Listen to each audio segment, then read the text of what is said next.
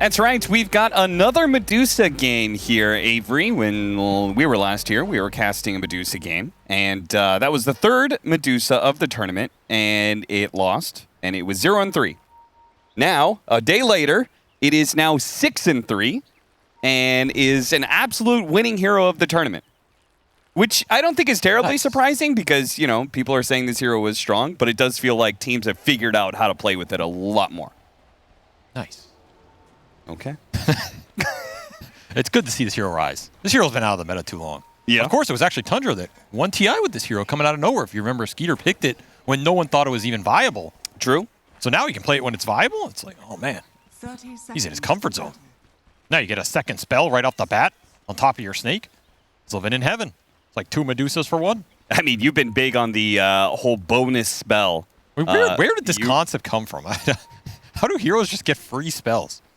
I don't know exactly, but... I mean, all these heroes get free spells, they get buffed, and then there's like the 10th Clinks rework with a tar bomb. That's like, what is he? This is not the spell we needed.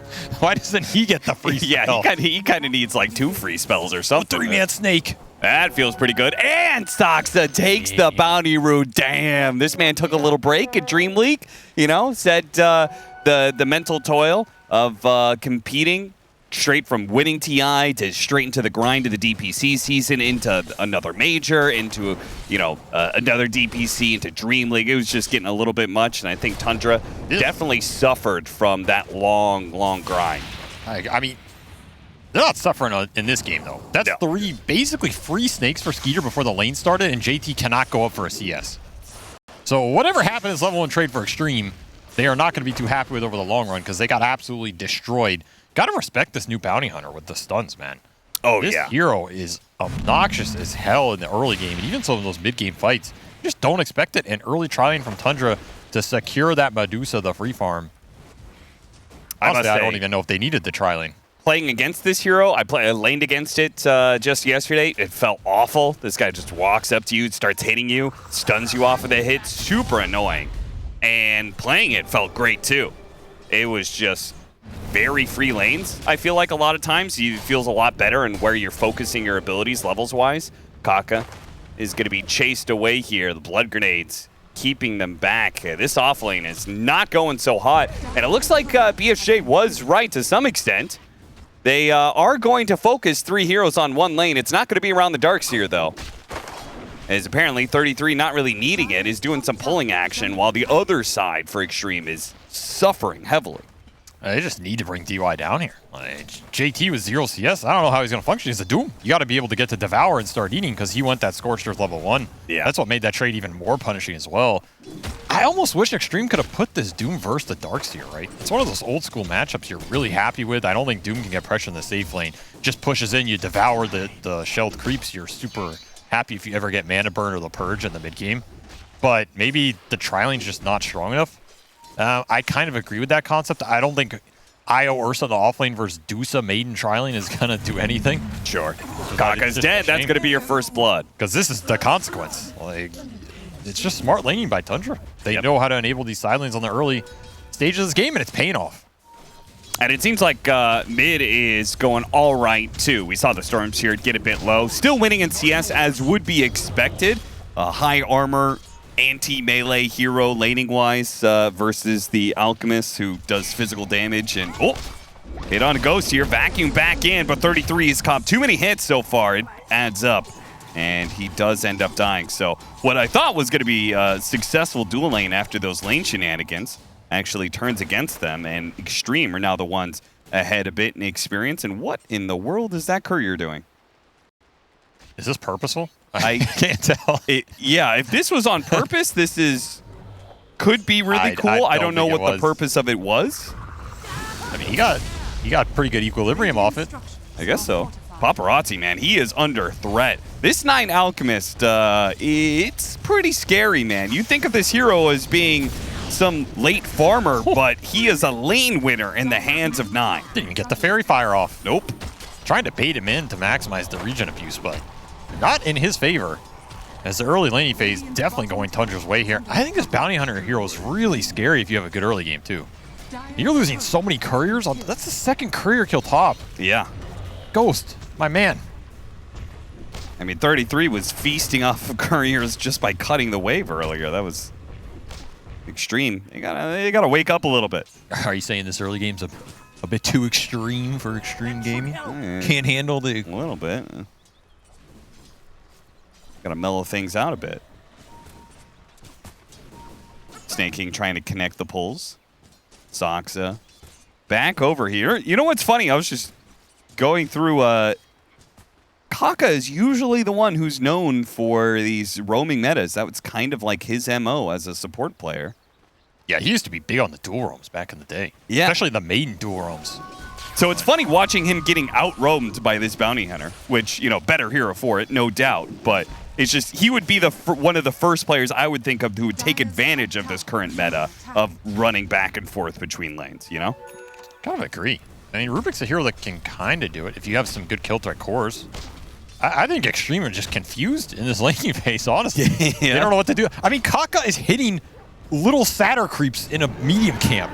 Like, this is not what you want from Rubik in an early laning phase. He farmed 2 small satyrs with a fade bolt and then went back to lane. Like, they just don't know where to be right now. Oh, this is a very important kill. This will be able to make up for Paparazzi's earlier death. And this is what I think could have happened sooner. Like, just make the move with Rubik, right? Go mid, go top. Okay, you're getting tri-lane bottom. And it does mean Ghost will die top lane left entirely alone. Good read by Tundra. Okay, seeing 3 heroes mid. Let's make the dive. I still feel like Tundra are just getting away with murder in this lane phase because they got the early shutdown on JT. He's just been behind. I feel like he's had a rough tournament in a lot of their games too. Just kind of being sacrificed. Did get the mana burn creep. That's going to help him a lot, especially versus Dusa in the early stages. But Skeeter is well out in front, and he's not going to be touchable for a lot of this game at the rate he's going. So you got to make it up elsewhere, which either means mid or top. Paparazzi's just getting chains done by Ogre.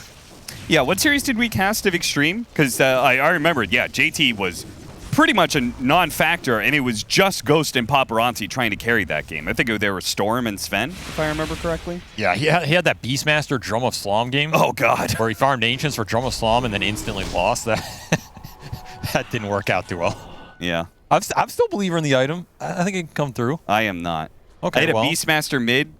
Go this is why I'm the professional rush and you're not. Ags. My intuition's much better. My one of my allies was flaming it, and he's like, "Oh, I guess you were watching the major." I went and looked it up. Oh, look, every Beastmaster who went Ags first lost the game. Oh, what was the name of that So player? apparently he wasn't watching the major either. Was it Cap Smurf? That might have been me. So you're saying you're the same MMR as me?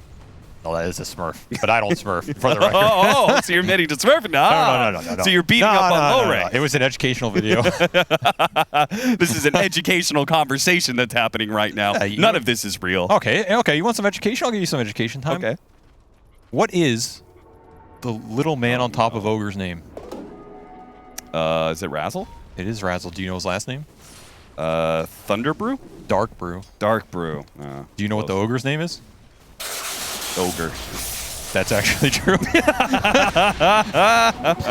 doesn't have a name. Nine doesn't have the help right now. Oh, 9! Does he need it? Chemical Rage is healing him up, but it's not going to be enough as once again, the double support gank on the mid lane. I mean, they've just determined we can't keep up with these side lane shenanigans from Soxa, so... Now they got to haste through and just run in Paparazzi top. Oh, yeah, they're coming. This is how you can get back in that game. You get some the big bounty core hunter, kills. that's not good. Oh, they got a dust for him, though. Protect the courier. Okay, this is literally the only reason that I don't think Bounty Hunter is like crazy dominant in this patch is because the dust change. Dust is definitely nice. Yeah, if it wasn't for the dust change, I think Bounty Hunter would easily be first pick material. I think he's still pretty good. I think so too. Yeah. It takes a lot to bring him down. He was threatening another Ghost courier kill. That's why they ran there to protect it. Ghost made the call. Said, "My courier's running, guys." Go.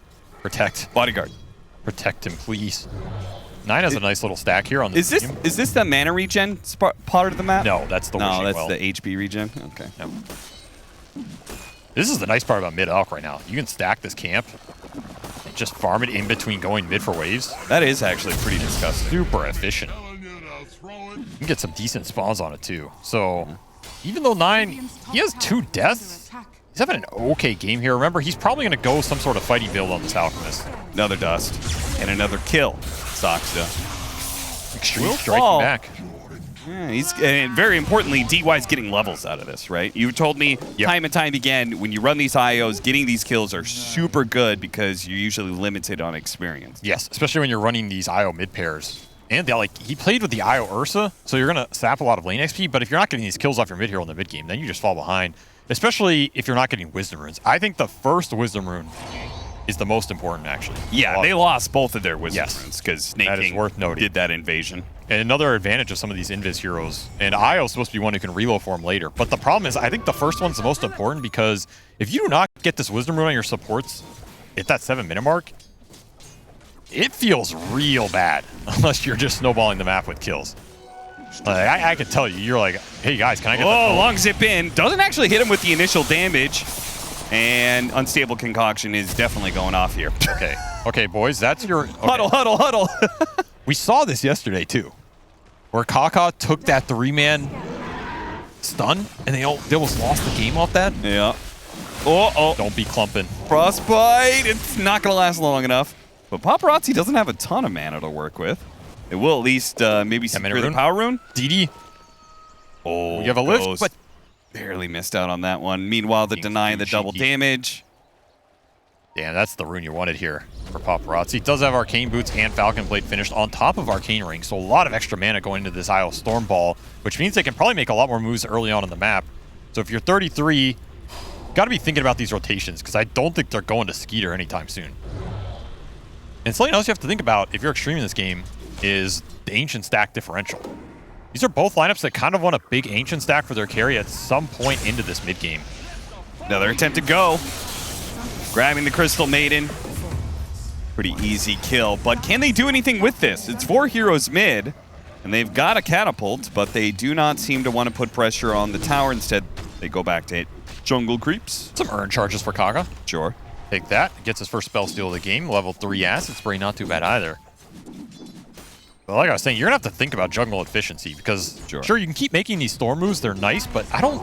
Like, Tundra don't care in terms of their game plan. Their game plan is not to kill you right now. It's to get as much farm on their cores as humanly possible. Or I should say as ogrely possible. I do think, am I counting this right? It looks like there's one more stack of Ancients on the Xtreme side. Yeah, they've been doing a decent triangle, so... Downside is you're not going to have Battle Fury Ursa's game. You're going to have Diffusal Ursa, which is a bit slower clearing that stack, but, I mean, it's a good Diffusal Ursa game because you're playing into the Dusa and the Alkir. Yeah. Mana burn, really nice. Actually, I take that back. Tundra are even on Ancient stacks, specifically because they got the other Ancient camp is also stacked. You got to check all of them now. Yeah. Too many, man. Can't keep up. Here's that 9 gank. Phase boots. With an Ion Shell. He gets off the Unstable Concoction, but he is way behind enemy lines. He's almost back to the tier 2 armor aura, so no point in diving that one. Razzle not happy about that throw. Yeah. You know Razzle blew up a mountain? I did know that, yeah. There's your lore for the day. Okay. Why did he blow up the mountain, though? That, like, rings a bell for sure, but... There's a chemistry experiment gone wrong. Let's see. Trying to turn stuff to gold. Classic. That's actually how he ended up in prison, which is where he met the ogre. And then he chemically raged the ogre to break out of prison. Now, did he ever... Was he the one who made the Midas? Because if he was trying to turn stuff into gold, there is a literal item for that, so... No, that's Mr. Midas. Oh, Mr. Midas, of course. New hero. Coming. Oh, they're going to steal the Ancients. Oh, this is good. You cannot let this happen. You cannot let this happen. Grand Theft Ancient. Get the hell out. Leave snaking behind. We got an APB out. GTA on Snake King and 9. They'll be able to collect both. Was that worth it, Avery? Who was that worth it for? That was kind of worth it for Xtreme, honestly. Because I don't think they have super high Ancient clearing rate. Kaka gets level 4 Unstable Concoction now, and it's a pretty big kill. Yeah. Like, that's a 720 gold kill. Why was that kill worth so much? Because he's the ogre, man. Okay. I don't know, actually. It was just because the number of heroes Why that was were that there? kill worth so much? I guess, yeah, it's just all the assist gold. Yeah, so much assist gold because there were... I mean, I'll tell you why. All 5 heroes? 420 blaze it, son. Of course, of course. Anything for... Oh, no! Got hit after the tether. Good timing there from Saksa. May still be able to get the kill, especially with snaking here, but Paparazzi's going to show up with the help of Kaka, who has that unstable concoction, puts it immediately onto the Alchemist, steals the Frostbite, turns that spell back around on the Alchemist as well. The stun lands on the Storm Spirit, though, and he takes a lot of damage. Saksa actually threatening him enough that he has to jump away. Now Medusa's actually doesn't help out here, and Kaka gets some track kills. They get 1, maybe 2. Skirmish power coming online for Tundra. He's got that frost armor. That's going to help out so much here, but the magic damage may be too much for him. Double kill for Snake King and double track kills for Tundra. That's exactly what Tundra want with this Bounty Hunter lineup. Just catching Xtreme off guard in these early engagements where Ghost can't join with that Diffusal. He's probably the strongest hero on the map right now in terms of item impact. And the supports from Tundra doing a lot of work in terms of damage in that engagement. I mean, Saksa did 2,000 damage. Yeah, seriously. The hell is this? I think that's some of the issue is that Bounty Hunter is naturally so tanky that sometimes he just gets ignored in these fights. I mean, yeah, you don't want to go on him with 11 armor. Yep. But he's doing a significant amount of damage with Max Janata. Snaking also got off multiple Frostbites there. This is a Max Frostbite build. These are deadly in the early engagements, especially for Paparazzi if you overextend. And also great for clearing out some extra neutral camps for farm. So this, I feel like this kind of fits both the game and the meta quite nicely. And something to note about Saksa in these early engagements is if you get hit by this Janata in the acid spray, that's why it really hurts. Yes. And then you might have a shell on top of him, like we see here. Where he is gonna... Like, this is not an insignificant amount of damage at random parts of the map. Yep. And you're stealing gold. See you later, nerd. And he's gonna go Dagged. Everyone's going Dagged, man. All these universal heroes loving the Dagged. It's the cool kid item right now. I mean, Nine's not going Dagged, he's going Orchid. When I was playing my Bounty Hunter game, you told me to go Orchid, which was also against the Storm Spirit. It felt pretty nice. I think Orchid just destroys Storm because none of these Storms want to build defensive items. If you look at all the itemizations, the only real defensive item they get is usually BKB later. And even that doesn't feel amazing, right? So it just puts a lot of pressure on Paparazzi's early engagements. And Orchid is already done for 9. Yeah. So you have Orchid on the Alk, Frostbite Max for Snaking. You might just get randomly Bounty stunned out of Shadow Walk. And Pipe is done for 33 on top of Diffusal Mana for Skeeter. A lot of early itemization timings for Tundra. Their ball is really strong. They want to fight. Got him with the Orchid. Orchid. To my little friend. There is the surprise kill that's going to be able to get a +1 as D1 tries to tether in and then just gets pulled into the wall off the vacuum. Ghost going to be chased down. Tundra, I mean, Fearless. Once they get those 2 kills, then they just immediately start looking for more and Xtreme. Thinking that, oh, maybe we could get a pick off in the high ground, somebody walks away. No, Tundra is staying well-disciplined and playing together after getting those kills. Taking the Ogre off the leash. Where's the fight back for Xtreme? It's got to come from Ghost, I think. You got to get this Ursa involved in these fights with the Blink Diffusal build. Like, this is not a Battle Fury build where you're happy farming. This is a build you want to fight, take it to the Medusa, especially if Skeeter's joining those engagements. And that's like the pinata you want to pop. But you need the damage to be able to do it. And I also feel like JT is just... He has not had any impact in this game because that laning phase shut him down. He's had to claw his way back. But your Doom does have mech. He has some contribution with Frost Armor and Doom. You really want to get him involved sooner rather than later. Oh, the smoke is a bit off the mark here as the Alchemist. It's so hard to catch on this map. Yeah, they're going to break now. Phylactery. Dust. It's too late. Sentry gets dropped, but he's already gotten away. Did get Dust. So he's going to Phylactery on track.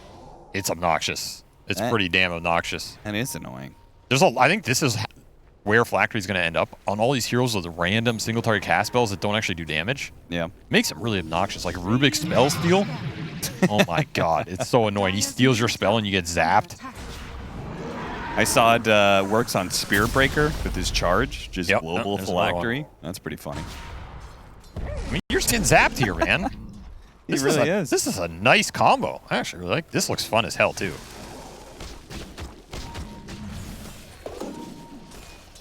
All right, Kaka has track. That's actually huge. Oh. Xtreme want to fight right now. Should not have given that one up. Now, if Xtreme win a fight, it's going to be massive. They have to relocate in with the Storm Spirit on top of the Crystal Maiden, immediately stopping the freezing field. DY needs some help, though. The Frostbite catching Paparazzi. does manage to get the zip away. Xtreme just not getting the clean jump there to get a one concentrated kill. Even that stolen wall with Medusa illusion, it just gets shredded. And there's no damage into the ball right now. And I think they're just going to go back and do Roche while it's still nighttime. And they don't even care if you know about it. This is where Medusa is just a terrifying hero. Like, you can't fight the early ball. Who are you even going on here, right? I don't know. It's us. I mean, Ghost was forced to walk away almost immediately. Paparazzi was the only person to do any damage to Tundra in that fight at all. This is your Ursa Roshan you're losing. I don't think we've seen a single Doom this game. I don't know if there is anything to Doom. Tundra using their lineup to the max.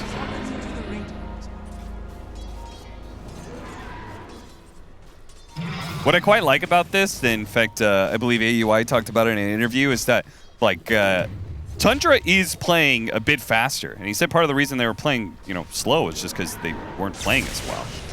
But this is a lineup that is going to scale beautifully, and they're destroying Xtreme in these early fights. It's this one, I think, is no contest. Ghost is already down to half health. Don't forget they're fighting into an Aegis as well, so they can't even get one kill, let alone kill Tundra 6 times in this one fight. They're just going to lose both their cores, it looks like. Storm Spirit and Ursa down. DY will be the +1 afterwards. Tundra, I feel like this game may just already be over. Yeah, it's completely out of Xtreme's control. And you're just looking at early high ground here, too, with the Medusa, who's rushing that butterfly. Like, third item here. Yep. This is an item designed to just let him go high ground. What's your game plan? First 2 lives? Okay, you maybe kill him in the Doom once, but that's about it. Early ball, way too powerful for this IO lineup to deal with. Kind of the downside of IO in an Aura meta if you can get it online this fast. If you're not snowballing the map, playing through the lanes, if you don't have the cores that are ahead net worth, sometimes this hero just feels useless. Link Orchid stun. It's not going to be enough to kill him solo. 9, maybe overestimating his own abilities there, especially, again, on a tower, it does give you bonus armor, so... Yeah, that was a little bold. Oh, and Snaking dying in the bottom lane too, so Ghost Bear freebie. The bear finds the wolf. 2 kills, going Xtreme, a little bit of a gold swing back. Something small, something to work with. I do almost feel like Xtreme have to play for late game though at this point. I mean, JT's still trying to get his Crimson Guard. I don't know. I don't think you're going to be able to recover this game and take it over in 10 minutes. You're not playing for the early game anymore. So. Yeah, sure. There's only one option left. Let me tell you something. Whenever you're on a team, you're like 25 minutes in a game, and you hear someone say, "Yo, boys, let's just play for the late game." Yeah, it's not that comforting. It's not. It is not a warm pillow at the end of a long day travel. It means that you are all out of options, and that is your only play. Paparazzi almost dying. I'll translate play for the late game. It means I don't know how we're going to win this game, but we're not going to win it now. So maybe we'll win it later. Maybe they'll mess up, guys. I mean, I think Xtreme can win late game if they really scale all 3 of their cores into it. Yeah. I mean, Doom especially, right? You have to worry about some early high ground potential, like 25, 30 minutes. Maybe it's not going to be with this Aegis, maybe the next one. But Butterfly Skeeter is pretty much untouchable right now. Yeah, we've seen this Medusa, especially with the mana battery behind it. The Crystal Maiden's nearby. Isn't she getting like 4 mana regen a second or something like that? So it's that just translates into 4 HP a second, basically, for Medusa. Well, that's not that much when you put it like that. I mean, for a hero that is extremely tanky and will take a very long time to die in fights, it adds up. You can Greater Lotus him, too. Yeah. There's some extra mana for you.